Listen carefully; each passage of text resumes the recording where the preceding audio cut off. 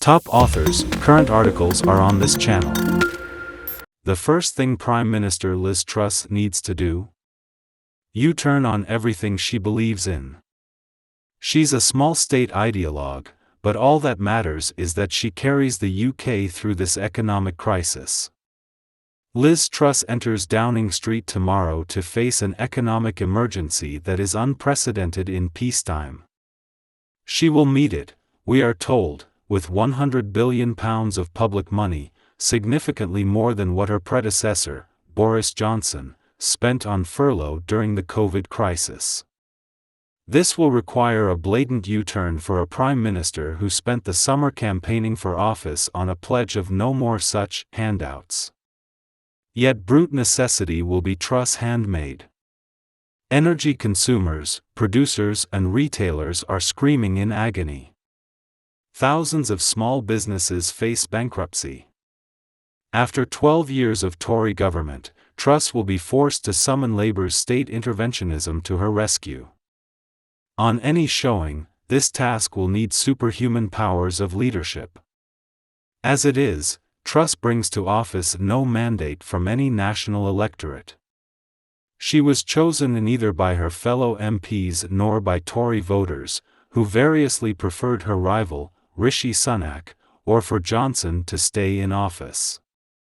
In the end, her supporters numbered 81,326 among the Tory party membership, a group which is majority elderly, well-off and living in the southeast of England. She has come through an attenuated leadership campaign with little credit to her name beyond stamina. She has been gauche and lightweight in debate. Her policies have seemed implausible, stitched together with clichés. The crisis may yet prove the making of Truss in the short term.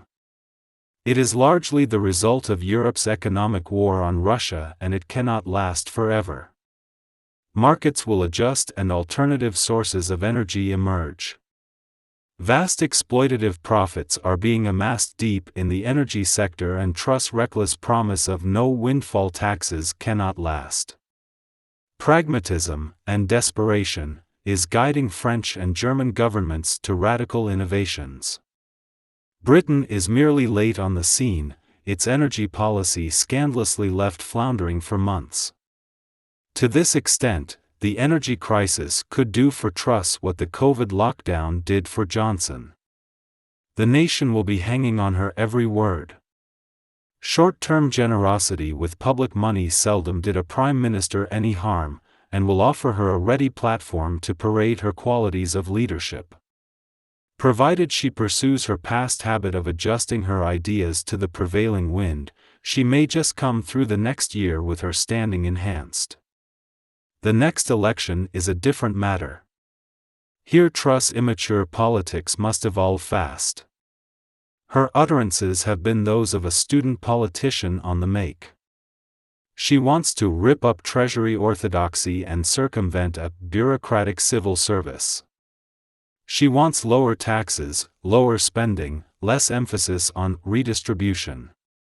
But mention any policy, defense, care homes, the NHS, and she wants to spend more on it. Whether Truss emerges as principled or opportunistic, pragmatic or brittle, a unifier or a divider does not matter much. What does matter to the country is that a responsible government can carry the nation through this emergency. Party unity demands that Truss establish some sort of coalition with Sunak and some of his more able supporters. She shows no signs of going in that direction. As it is, an alarming burden will fall on the likely new Chancellor, Kwasi Kwarteng. He will find himself inevitably in contention not just with Truss and her court, but with ministers clamoring for favours from his towering deficit. He must plot her path through this emergency, as Sunak tried to plot Johnson's. He is the one to watch, holding the key to Tory fortunes at the next election.